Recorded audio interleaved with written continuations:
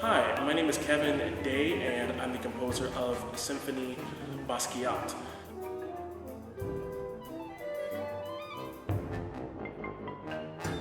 This is my last year of my DMA in composition here at the Frost School. I am super excited to get to present this new work here for the opening of the Knight Center for Music Innovation. This piece is the culmination of all the works that I've written here during my time at the University of Miami.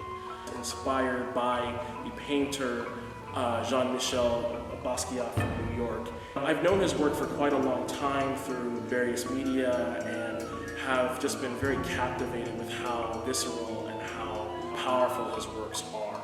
I had the chance to visit the King's Rest exhibit where they showed his paintings live, and my partner took me to that in Los Angeles, and it was a truly captivating experience, not just to see the artwork, but to hear testimonials from his former teachers, from his family, from people who are alive who knew him.